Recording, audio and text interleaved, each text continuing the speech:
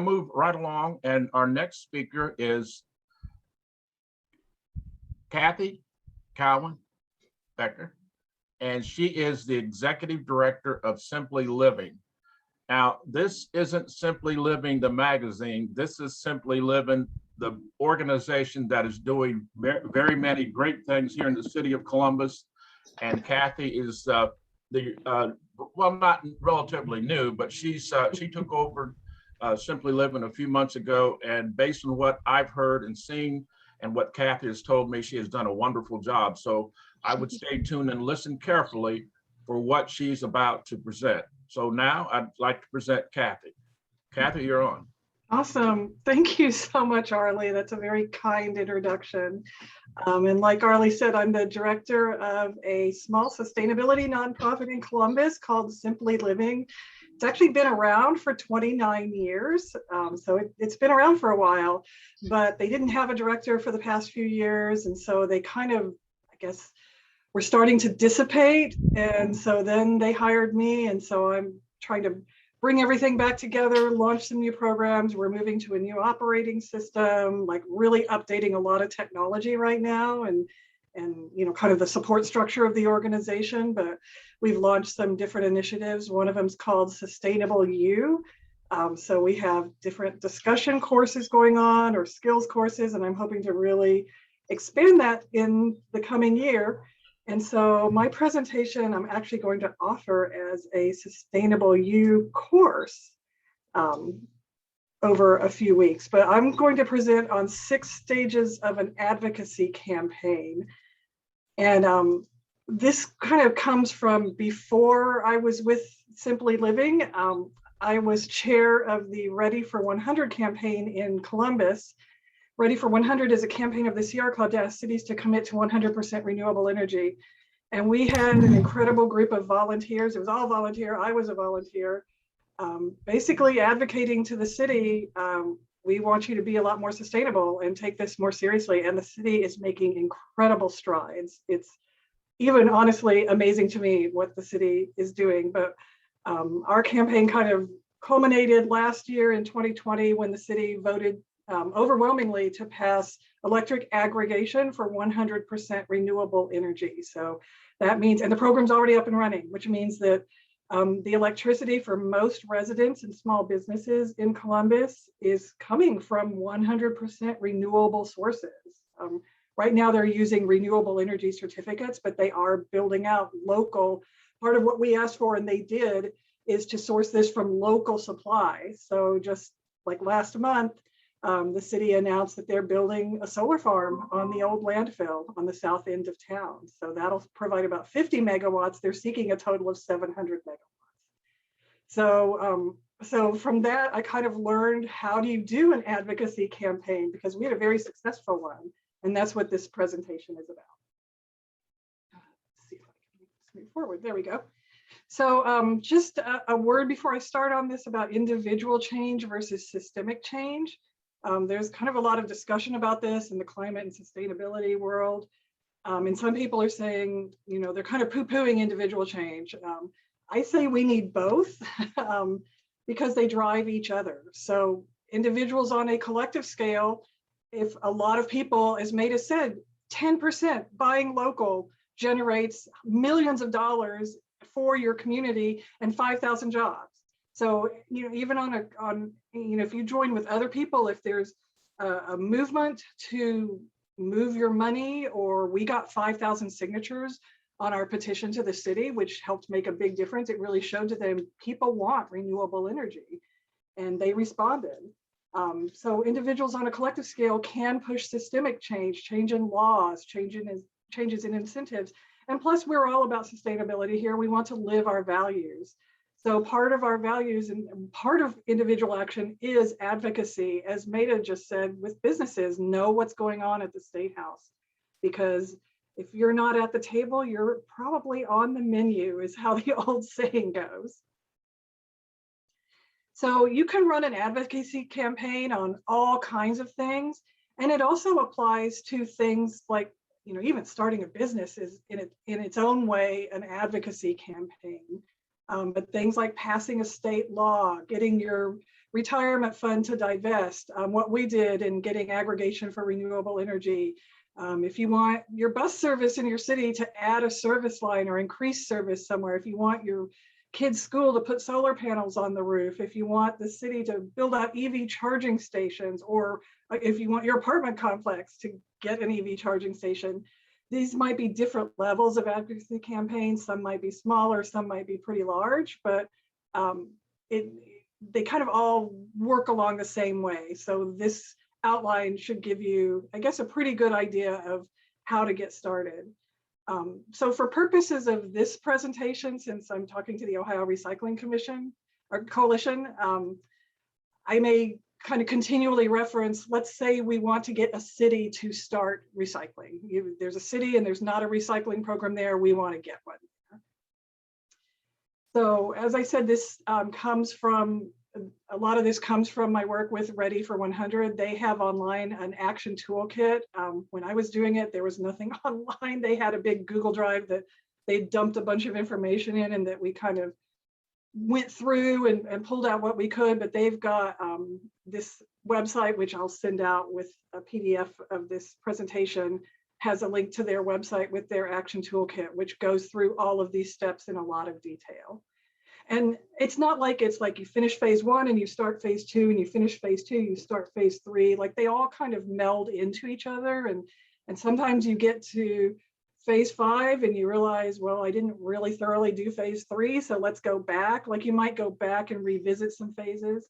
But one thing I want to point out about this is you'll note that public launch isn't until phase 4, that there's a lot that you do behind the scenes before you even go public. And we did that with our Ready for 100 Columbus campaign. We started meeting in 2017, and then it was like a year and a half before we launched. We launched publicly on Earth Day in 2018 with a big event. But that was after we had at least attempted to do these other phases. So getting into phase 1, that's your research and your community mapping. So what is community mapping? Basically, you want to know everything about the community that you are working in. So if you are trying to get a city to start a recycling program, you want to know who's in that city, what are the demographics, what do those people care about, how are decisions made in that city, like who is making the decisions, you'll get to who your decision maker is, who can actually make the decision to do a recycling program. Are there any resources already available? So maybe they tried it at one time, but it didn't quite work out, or maybe there's drop-off recycling, but not curbside, something like that. Are there any tensions or issues in your community? Are there, any, I guess, flashpoints that you'll want to know about and take into account during your campaign?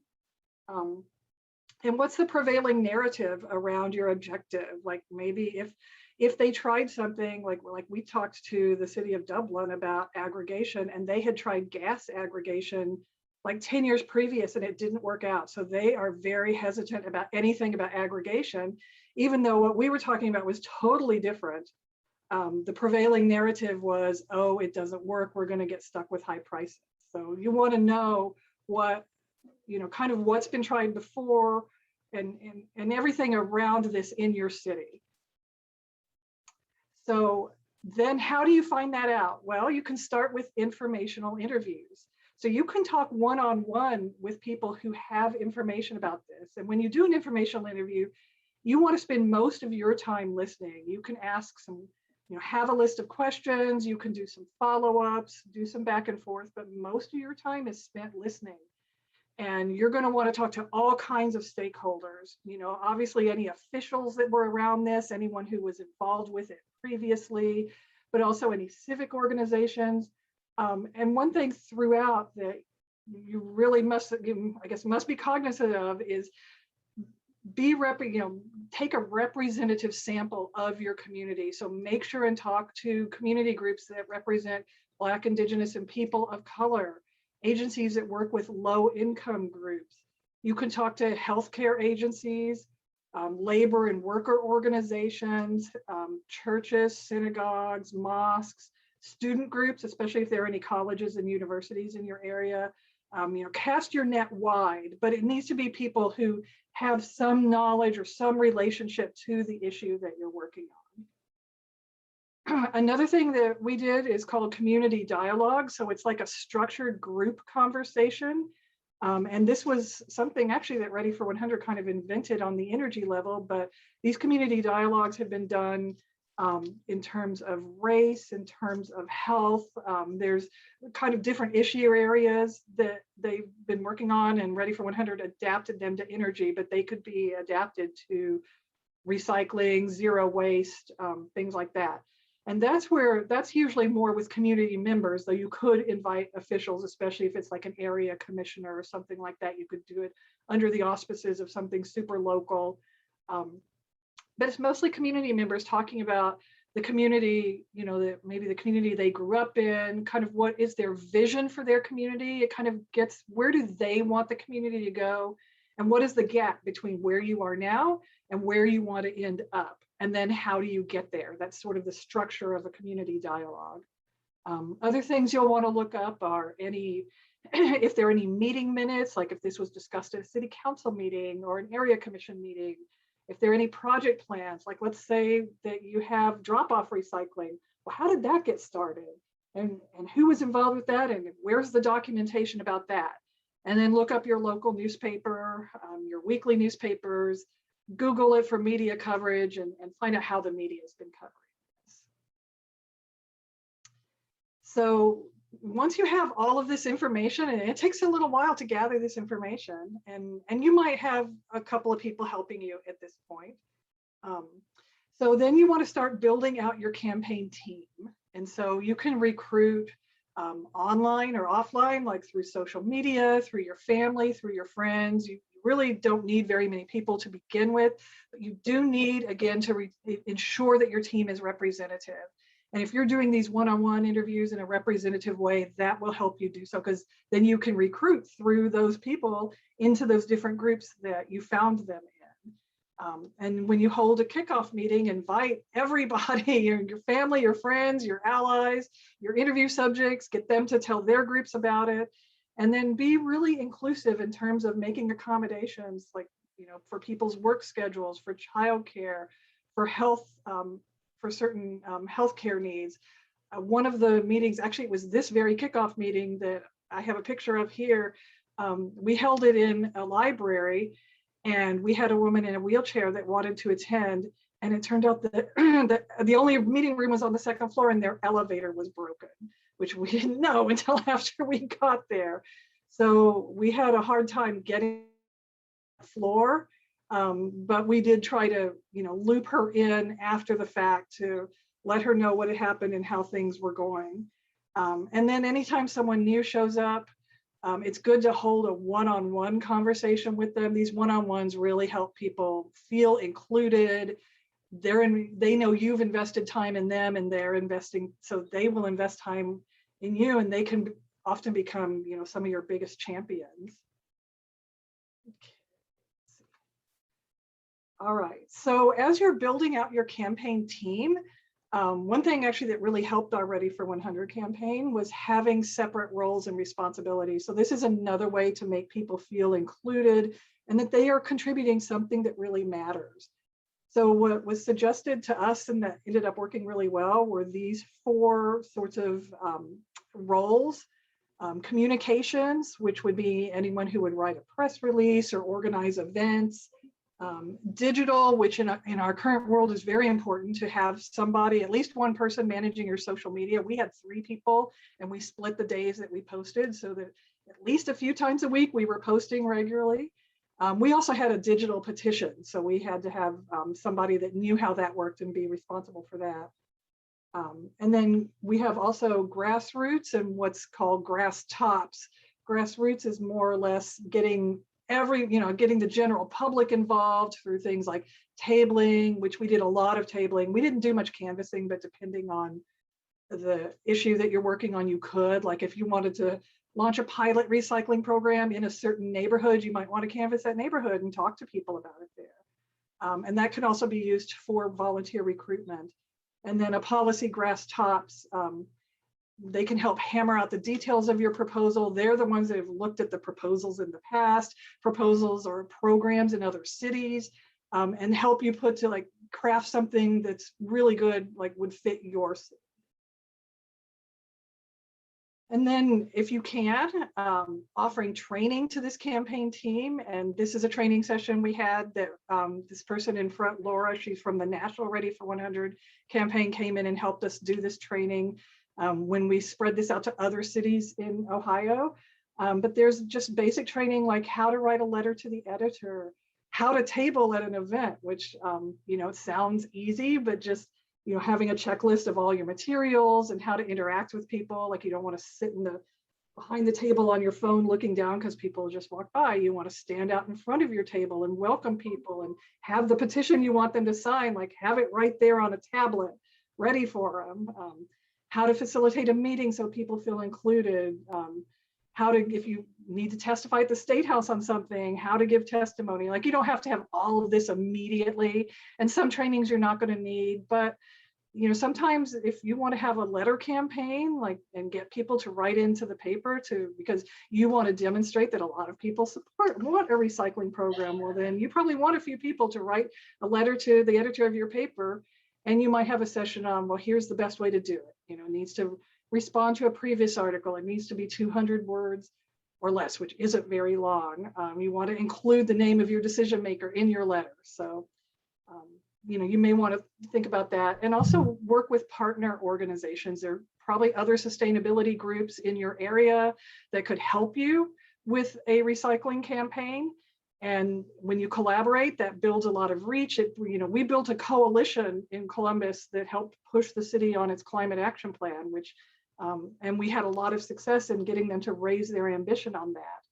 But again, you want to pay attention to privilege so that you're not dominating. If you're building a coalition with other orgs, you don't want to be dominating that. You want all the coalition members to be contributing, and you want to pay attention to privilege and make sure again that coalition is representative. So then you get to this phase about planning your strategy, and this is actually my favorite phase. So you start with where you want to end up. And let's say you want a citywide curbside recycling program that picks up recycling once a week. That would be your vision. You define this is success. And then you might set some short-term and midterm goals. Maybe that's too much for your city to enact this year. So maybe you start with a pilot program, or maybe you start with drop-off, or maybe you start with bi-weekly. Whatever it is, you maybe can set some milestones and then set where do you want to end up and by when. Maybe you want curbside recycling weekly by 2030, where people are paying for the trash and recycling pickup is free. So then, you know, you might set some milestones along the way to that. Cathy? Yeah. I have a question. Are you going to be able to provide this as a PDF afterwards? Yeah, because absolutely. This is really good information. Yeah, absolutely. Thanks. And it's a lot to absorb. So we'll have a PDF, and wherever we post all these PDFs, we can post it there. Thanks. Also, I have a question in the chat. Can you define tabling? So yeah, so tabling is like a lot of times there's a community festival in a city, like in the summer in Columbus, it's like every weekend there's one big community festival or another. And so you get a table at that festival and you set up with all your stuff. And then if you have a petition, you have that available for people to sign. But you just talk to people about what are you working on? What's your campaign?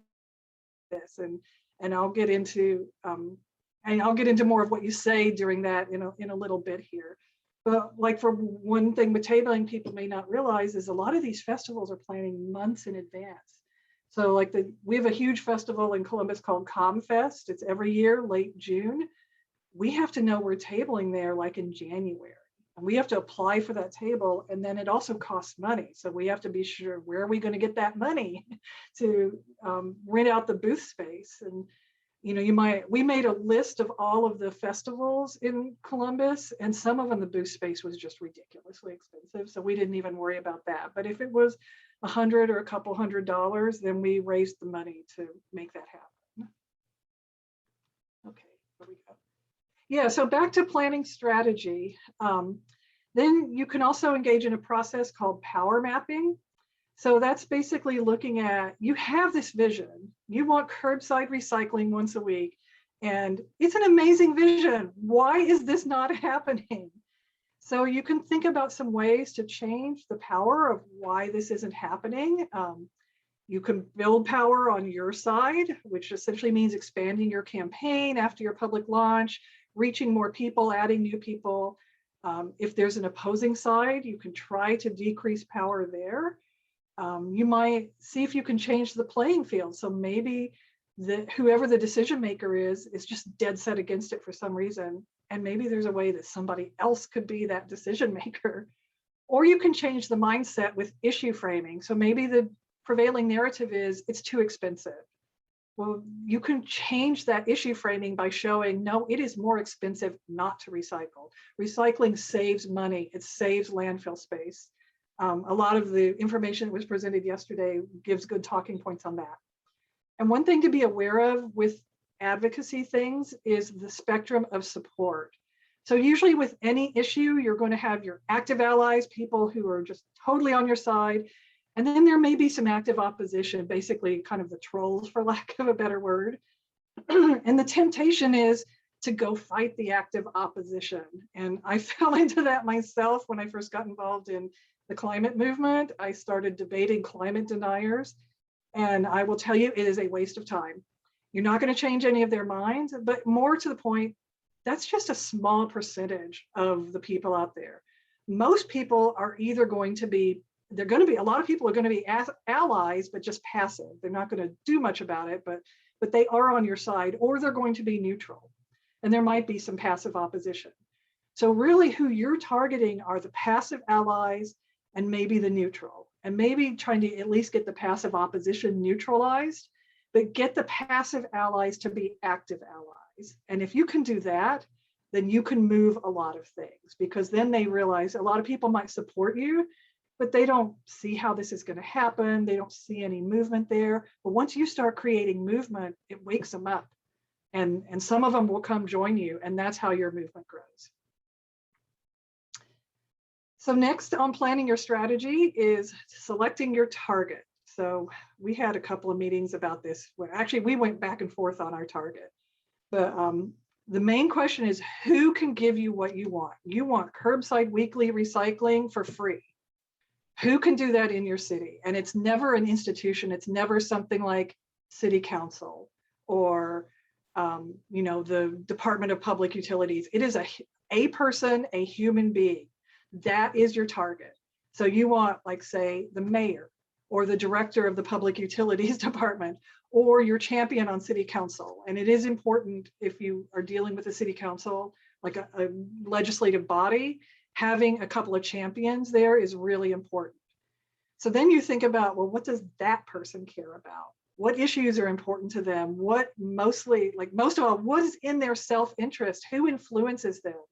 So that could be personal, like maybe they are a devout member of a certain church in town, and the minister of that church is really influential on them. Or maybe they really care about public opinion, or they have high rolling donors, and that's who basically has a lot of influence on them. Or they're worried about campaign donations or the large businesses in town, but what do they care about the most? And we came up with, our mayor could do it, and our mayor was most interested in big developers. And so we started there, but then we didn't get very far there. So we ended up switching our focus to city council, and especially two champions there. And they were the ones who pushed through aggregation and got the mayor on board. So that's, sometimes you have to, we tried with the mayor for a long time and it wasn't working.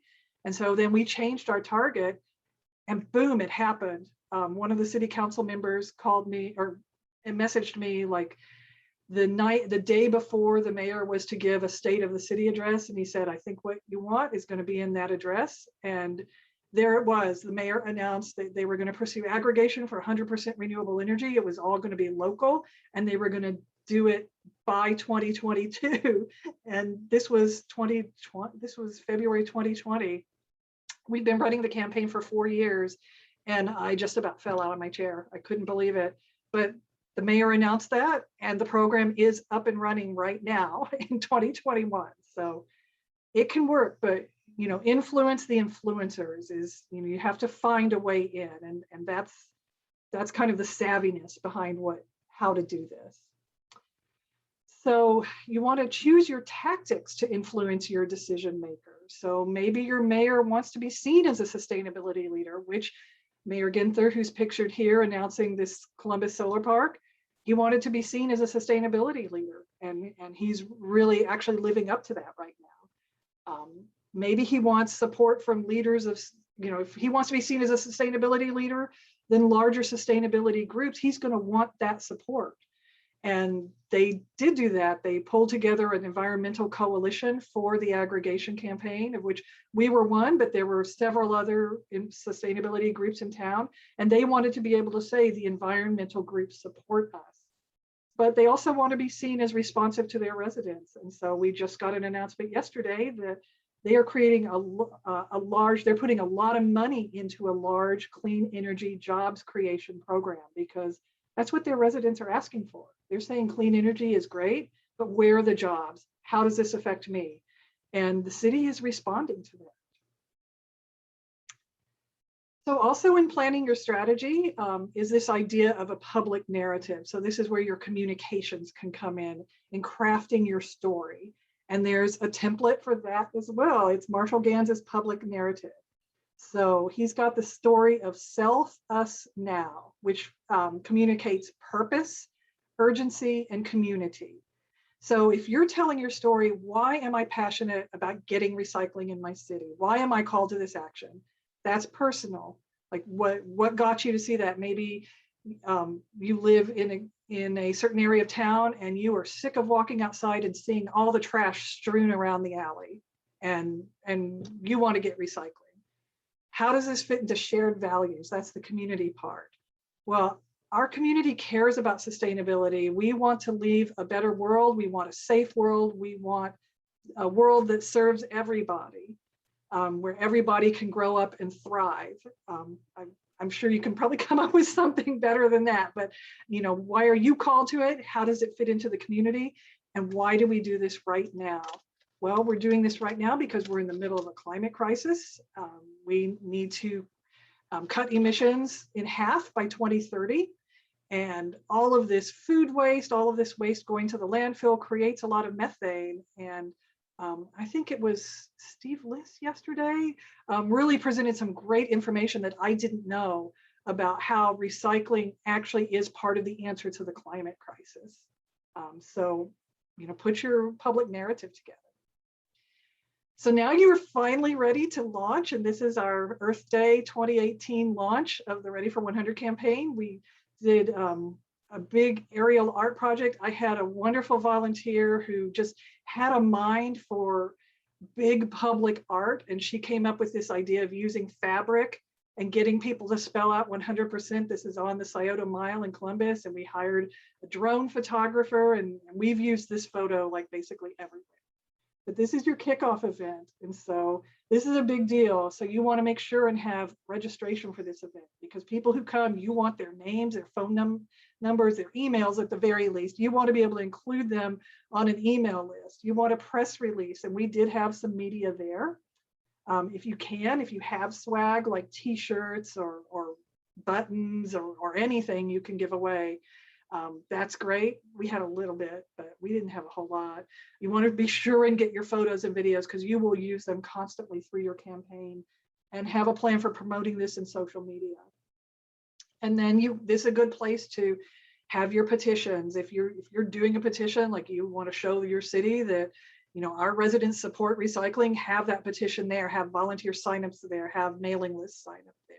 So take advantage. This is a big event, and take full advantage of it. So the next phase is just to keep organizing and building and leveraging power. So now you've launched, you just keep doing more of the same.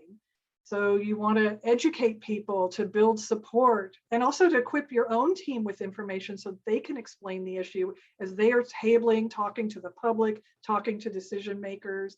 You can expand your team, you can do more training to grow their skills. And all of this, so when we had that summer where we were at every single community festival for 3 months, the city saw that.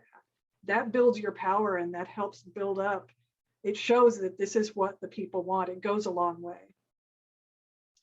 So some of your tactics can be petitions. You could have a letter campaign, and we did do a couple of action alerts and letter campaigns. The city published a climate adaptation plan that had nothing about mitigating emissions. It was all about how are you going to deal with climate change. So we organized a letter campaign and got, like, I think several hundred people to do it, to tell the city, no, we want mitigation. We want you to be actually lowering emissions. Building up cooling centers is going to be important. We're going to need to do that, but we also need to deal with this at the root cause. You can do phoning campaigns, continuing to meet, trainings, teach-ins. This picture is of a film and panel discussion that we did about renewable energy. House parties, rallies. We were at there was a big climate strike in September of 2019 that wasn't organized by us, but I got to speak there, and that helped spread the message. There was like 800 people at that. So any place that you can get in that ally, that's another way to have useful thing to have a coalition, because they're organizing events. And if you have a running active campaign, you're probably going to get invited to talk about that. So this shows your power. And other things to do are to participate in local committees. So maybe your city, and Columbus did this, they started a sustainability committee and invited stakeholders from different, I guess, different organizations around the city to talk about their sustainability plan. And I think that started in 2018. So I got invited to be part of that, and some of my volunteers were part of that as well. And the upshot is the climate action plan that's going to be coming out in just a couple of weeks here, that's going to call for cutting carbon emissions almost in half by 2030.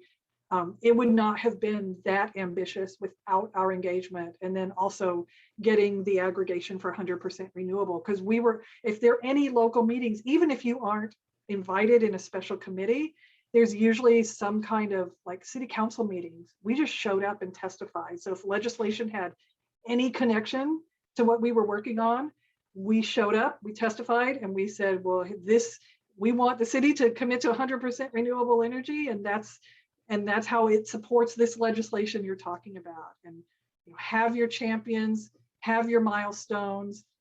We did get several articles in the local media just because of our ongoing campaign. And at some point, if you are collecting signatures on a petition, you will want to deliver that. And we delivered all that during one of our city council testimonies. Once we had set a goal of 5,000, and once we got to that, we delivered that petition. And so best practices are just continuing to recruit. It is a lot of work, depending on how big your campaign is. Not every campaign is going to be as big as what we did, but people are going to show up. People just showed up at our meetings, really great volunteers, because they were just super interested in this. And one person cannot do this. I had to learn that the hard way. You have to delegate and delegate a lot. So we had communications people that helped with our social media. We had people that I worked with. One of our volunteers basically set up all those tabling opportunities and made sure that other volunteers would be there, had sign up times, and we sent that out to our volunteers, and so got them to sign up for different times. Any meeting or event you have, take registration, do a sign-in sheet. You want to know who's there so that you can follow up with new people, add people to your mailing list. And creative tactics are great. So one thing we did at our tabling was we did this handprint thing, and that was another idea from our really creative art person. And so we had paint, and we had this canvas, and you could see the kids loved it. It was kind of a lot of trouble for us to carry around all this paint and have the water that people could wash off their hands with. But it got people involved and made a big statement. So finally, if you are ready to meet with your decision maker, and this is actually a different thing where I was part of a meeting at Joyce Beatty's office in Washington, D.C., asking her to sign on to the Green New Deal, and that is one of her aides there. But you can ask for a meeting, and sometimes it'll take you a while. Asking for meetings with our city council members and with our Sustainable Columbus team. there were times it took 2 months to get a meeting, and I had to write several times. And but just be polite, be persistent. When you have that meeting, have a few people and they know their roles. So you might have a sample agenda with an introduction. Someone introduces why are we here. Someone explains the problem. Someone explains the solution. Someone explains the urgency. There may be a personal story there. Like somebody saying, well, this trash is across my alleyway constantly and it's disgusting, but it also attracts rodents. It attracts crime, it attracts disease. We need to address this. And somebody to make the ask. And then you always want to follow up with a thank you. If something comes up in the meeting, a question you can't answer, that's a great time to follow up with any answers and restate your case. So now finally, the last phase is you've got this commitment, you've got what you want them to do. They said, okay, yes, I see the importance of starting a weekly recycling program and we're going to do it. So you get that in writing, you set a timeline, you want to know when are they going to start this by, what's it going to entail? But you have a commitment event to celebrate this big win. Invite everyone who's ever been a part of your campaign, have a press release, and have a game plan for media and social media. So when we got the aggregation for 100% renewable energy passed, I had like a 12-point Twitter thread with a bunch of pictures from the 4 years of our campaign ready to launch that morning and in our Facebook ready to launch, so that the day of, you're going to be really busy. So have your press release, have that stuff prepared in advance. And then also know what are next steps. So they're going to launch a recycling program. Well, that's going to take some planning on the city's part. What committee or what department is going to be doing this? What are the meetings going to be? Who's going to be there? So talk to your city about the implementation plan, and then the work about holding them accountable begins, making sure it happens. So that's what we did with Sustainable Columbus. Even once aggregation happened, then they were working on the overall climate action plan. And we stayed really engaged and continued to push them and hold them accountable.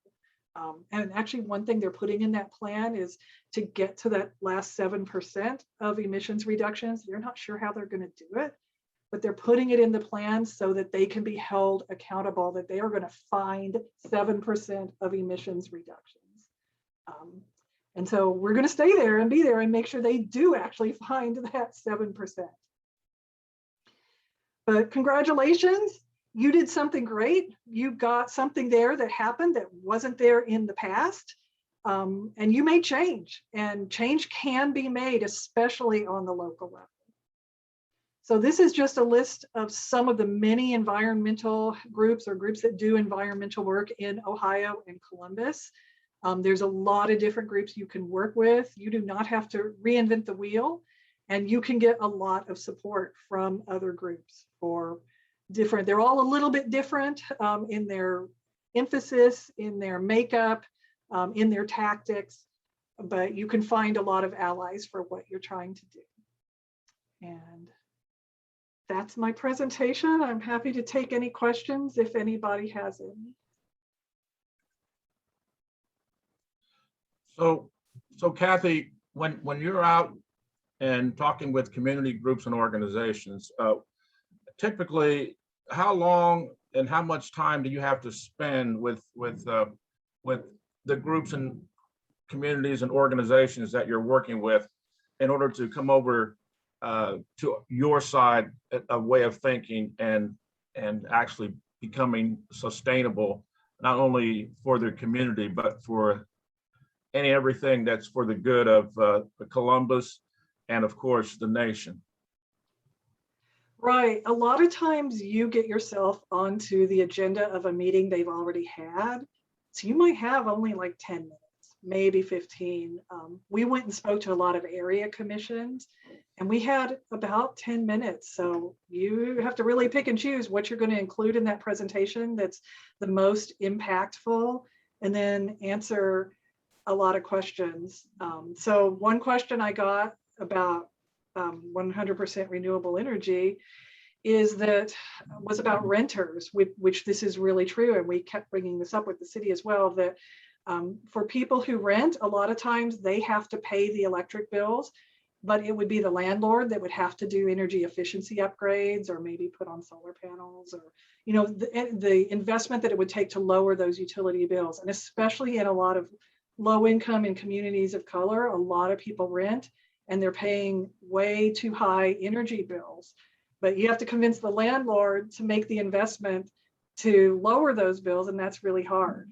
So that was something, it's called the split incentive. And I got asked about that at an area commission. And that was something I kept saying to the city, that we kept bringing back to the city and saying, we've got to address this split incentive. We've got to provide some kind of either carrot or stick to get these landlords to do this. And so one thing the city did is they passed an ordinance saying that owners of large buildings, which most apartment buildings are, they have to at least be counting and reporting their energy use, and energy use can translate into emissions. So they at least made them start counting their energy use. And then now we're pushing them saying, okay, they're counting their energy use, make them lower it. Like give them a tax break if they, you know, install this energy efficiency upgrade so they can lower it. Don't let them build new buildings unless those are energy efficient. They don't get a tax break unless those are energy efficient. Like we keep bringing up these policies to the cities. That's one way we're pushing them.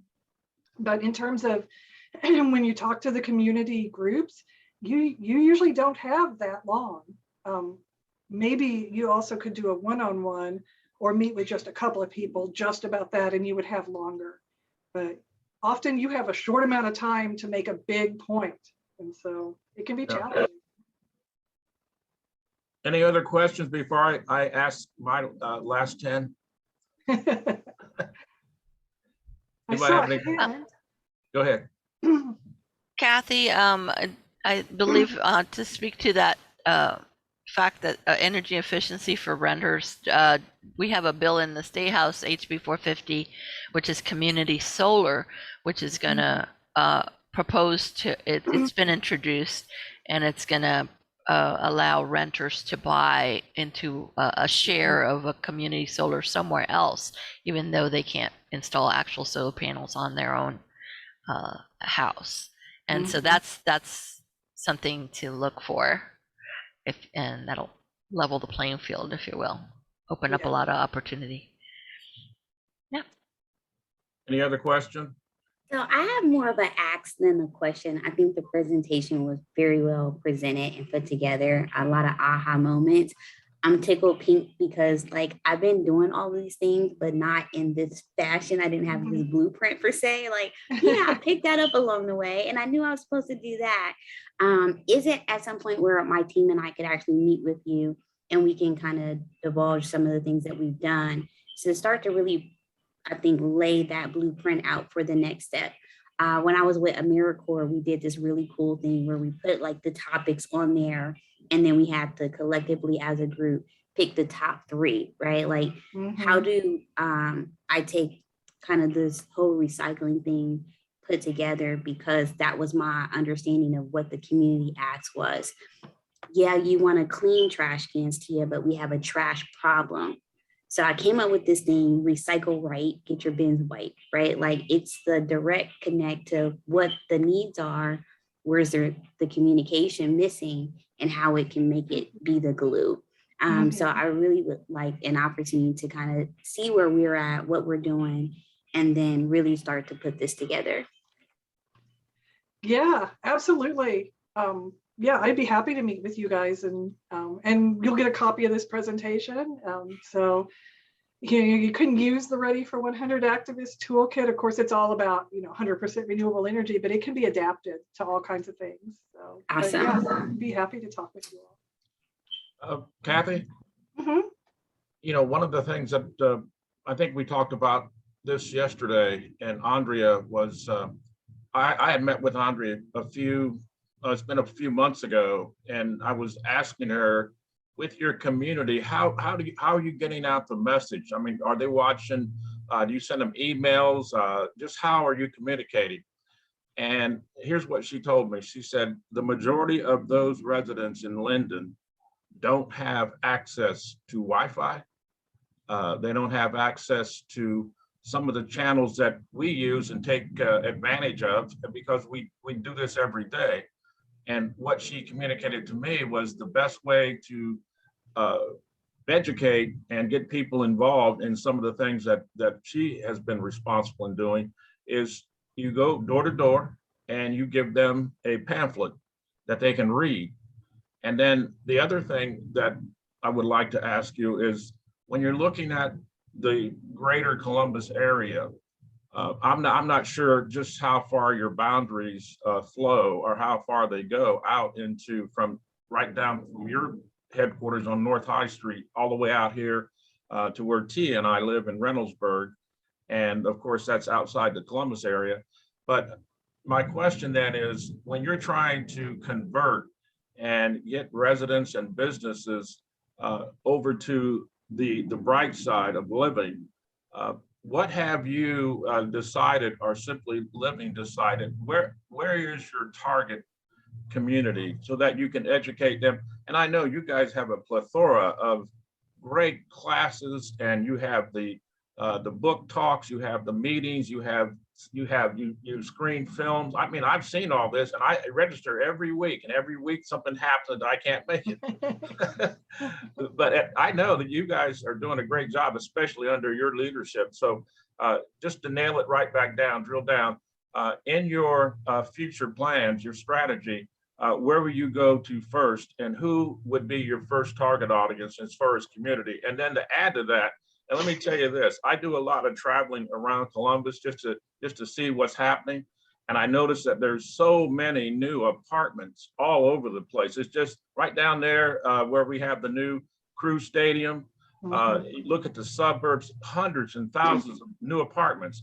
And then to add to that, in the old apartments out on the west side, out there on Georgesville Road, right next to the casino, I can't remember the name, Wedgwood. I went and I have pictures, I'll show them. I have pictures of the day before trash collection and recycling. I seen not one recycling container, but what I did see was piles of trash, not in containers. They just threw it. Now, some people were considerate and they did put their trash in the trash cans. As far as the apartments, I saw rats in and around the dumpsters. I saw dumpsters overflowing, and the people that were living, some of the people that were living in those apartments, I would say that they're, and I'm not trying to be down on anyone, but the majority of them, because I saw them playing. Matter of fact, we went out there and gave them some bags of goodies and things like that. To me, they appeared to be not from this country. I'm not going to mention a name or a race or whatever, but it's like they have to be educated day one on how to take care of their property, even though they're renters, and how to dispose of their trash, and how to begin being a part of the greater community in terms of contributing to keeping their community clean, recycling, and all the other things that they need to be doing. But even in Reynoldsburg, we have folks that, matter of fact, the first city councilman in the United States to be elected was from he was from Bucharest, very first in the United States. Wow. And he's my ward councilman, and I can't even pronounce his name. But anyway, here's the problem that we heard, and I worked with city council, and I worked with Joe Begney. We're starting a program. It's called the Green Tomato Team, because we're known for the tomato in Reynoldsburg. But I mentioned that. I said, I've been informed that in some of the areas, especially the rental, the folks that are not from America, they're just throwing their stuff on the sidewalk. So that's a big problem. So I don't know if you thought about how you're going to approach that, along with all the things that the city is doing with the mayor and the green team. And the new organization they have, I think Columbus is the Sustainable Columbus Community now. Yes. So anyway, I know that was a lot of questions rolled into one. And then the last question, I noticed at the table there was individuals dressed in superhero costumes. and Batman and Wonder Woman. So we're about to launch the Sky Princess this year. Mhm. And so I got an estimate on a costume that was going to be custom designed from a firm in Marion, and it was $3,000. And I'd like to know, yeah, for one costume, and for the Sky Princess. And so I know that has a lot to do with your presentation, but I'll tell you what, that does, when you have a superhero costume superhero at any tabling event like the ComFest, which I've been to several times, that does, first of all, it attracts the children.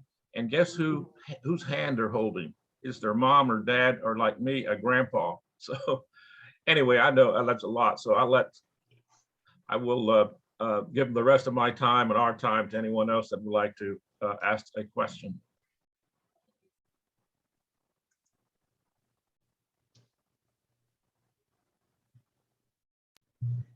Okay. Well, I can try to respond to some of that. Okay, go ahead. I don't know. I don't know if I will remember all of it, but in terms of the superhero costumes, that photo, we were tabling at Grove City Eco Fest, and those folks in those superhero costumes were just wandering around, and I knew that would be a great photo op. So I said, come over to our table and pose with our volunteer, and they did. And so I took that picture, and I've used it all over the place. So we Okay. didn't initiate that, but that would be. I'll ask Linda. I'll ask Linda. She may know. Linda Rosine. Yeah, Linda would know exactly who those people who they were. And I worked with Linda on the Grove City Sustainability Council as well. I live right down by Grove City and know the Georgesville area that you mentioned. I live fairly close to that, but your Sky Princess comic, I guess the 3,000 is, I'm guessing that they got those costumes like basically at a basic Halloween shop, because those didn't have to be designed. Those were just regular costumes, whereas yours is an original design. But if you had that plus some of just the basic, Halloween costumes off the shelf and used that at festivals, you would get so much attention to this idea of litter and helping to educate people. That would be very engaging. And then what Andrea said about canvassing door to door, I mean, she's right that a lot of people don't have internet, which I hope will start changing. We were an all volunteer group, and we weren't able to cross that divide. We did get our 5,000 people who signed our petition got put actually onto 3 different mailing lists through MailChimp, because MailChimp limits you to 2,000. So I made 3 different MailChimp accounts. And then when we probably sent out an email to them once a month or once every couple of months with news. And I sent the same email to all 3 accounts eventually. But if you have a way to build a mailing list, if you don't have to use a free MailChimp, and you can have all that you need on your mailing list. But that's to people who had email, and people I guess that's one thing with an online petition, is usually it requires people to have an email. If they don't have any internet access, they probably won't have that. So if, this is where you really want to understand who is your target audience, and have people from that target audience represented at your meetings to tell you things like, well, our people don't have internet access. You really need to go door to door with a pamphlet. So to do that as a tactic. If that's who you are trying to educate about recycling, then you want to know the tactics that are going to reach them, so that you're putting your effort into that. Like maybe you don't even need a petition. Maybe you need to do door to door canvassing. So your tactics are going to vary based on your audience and based on what you're trying to do. Or maybe you take a paper petition and they sign it to tell your city. But a lot of times your city, I mean, obviously in Columbus and the Wedgwood is not the only place where that's happening. There's places on the south side, places on the hilltop, places on the west side where there are big problems with dumping. And the city is, so this is a place in your research you would look at, what has the city tried to do so far? So they've had a thing where they're cracking down on illegal dumping. They've had another thing where they have done like 4 times a year, employing youth to go into areas like this and pick up litter.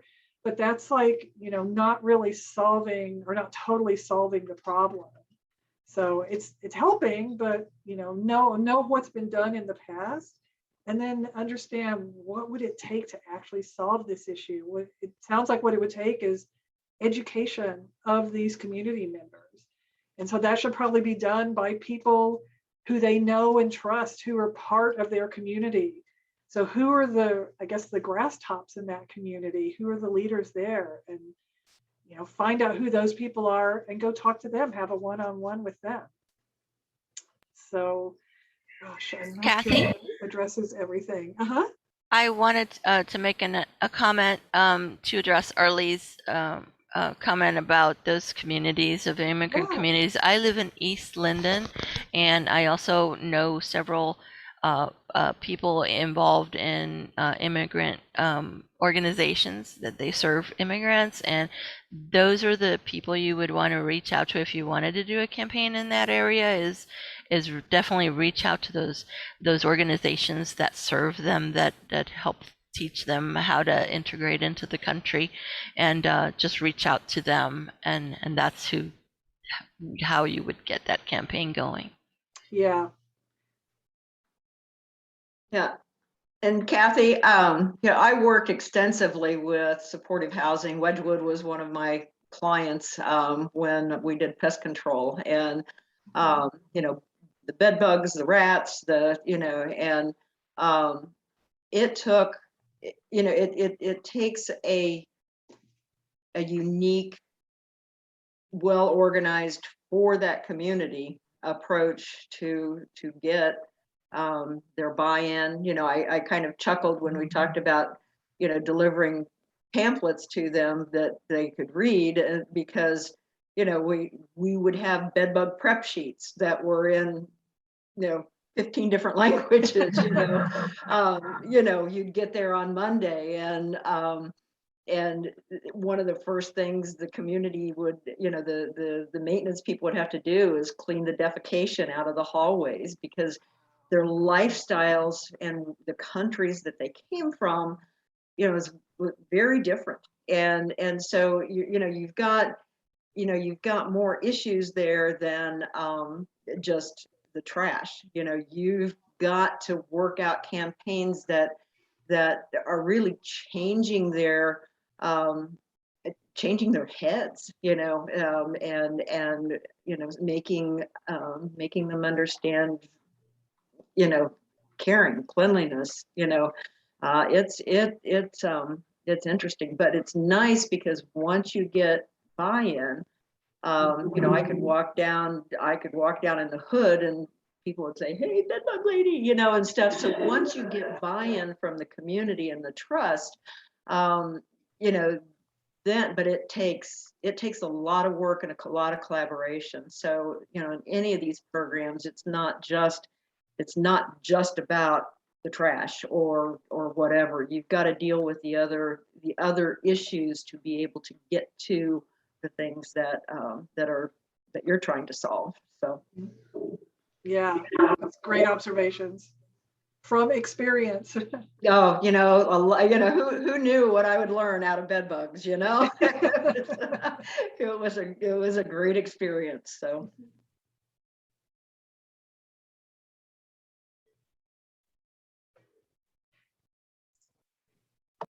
Oh, Arlie, I think you had also asked, what is Simply Living's target audience? Yes. And honestly, we are still sort of working that out. Our typical target audience, Simply Living was based in Clintonville. And so it started as a lot of people in, basically white middle class people in Clintonville. And I guess I'm trying to expand that to be more of Central Ohio and to work more with environmental justice. We've worked some with Columbus Stand Up on things like, that explosion at the paint factory that happened. We worked with them on a sign-on letter to the local representative to say, okay, what's being done about this? The residents were very upset about that, and we worked on that. We actually helped them get a grant to do environmental justice dialogues. They did 4 of them And the big thing that came out of that was people saying, okay, we like clean energy, we support renewable energy. How does it affect my life? Where are the jobs? So that's the feedback. We took that feedback to the city as well. And I just wanted to make sure that the people who need to know what the city is doing, because the city is actually doing some really good stuff, thankfully. Well, people need to know about that. And the people whose lives can be affected by that need to be connected.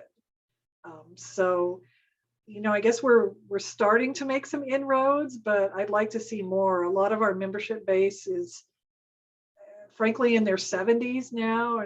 And so we need to think about how to bring in younger people through things like Sustainable You, or, at least, or even the parents' generation, people in their 40s, because sustainability fits everyone. But we need to pick a few campaigns. So I'm hoping by doing this, I'm going to do a course on advocacy, like basically the thing you just heard, I'm going to turn into a 6-week course. And I'm hoping we pick one advocacy campaign, and maybe it'll be working with you all on litter and trash pickup in various neighborhoods. Another thing I'm kind of looking at is divestment, getting retirement funds or businesses to divest from fossil fuels. So that's a possibility. We'll see what people who are in that course want to do. Well, we talked a few days ago, Cathy, about the Ohio Recycling Coalition collaborating with Simple Living on many of the things that you discussed today and some of the things that were discussed yesterday. And one of the things that Gary Liss mentioned was the signing of the new financial incentive initiative that President Biden and Vice President Harris and the legislation has passed through. And one of the hot topics, and that's one of the things that we're going to be focusing on, at least through one of the things that I find near and dear to my heart, is climate change. Mm-hmm. And because and I think if you recall Abrilla's comments about where she lived and the river that has now overflown its banks several times this past couple of years versus over the last 10 decades or 5 or 6 decades.